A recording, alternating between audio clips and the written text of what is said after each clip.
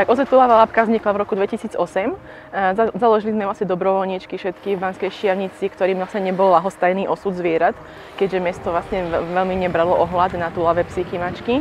A za ten vlastne čas sme adoptovali stovky až tisícky dokonca zvierat.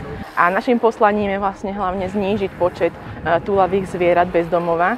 A samozrejme ten kastračný program je veľmi dôležitý. Pomáhame napríklad aj rodinám, sociálne slabšie rodiny, ktoré sa si nemôžu dovoliť napríklad tú kastráciu, nemôžu si dovoliť nejakú starostlivosť, tak tým pomáhame finančne aj veterinárnym ošetrením. Tak my všetko sme teda dobrovoľníci, čiže útulku aj karanténnej stanici sa venujeme vlastne popri práci. Túlavá labka je útulok v Banskej Štiavnici, ktorý sa stará o zvieratá a pomáhať zvieratám znamená pre mňa pomáhať ľuďom. Takže každá pomoc, ktorú človek poskytuje alebo dáva, sa vlastne vráti naspäť. A tým, že som vychovateľka, tak ja vediem deti k tomu, aby pomáhali.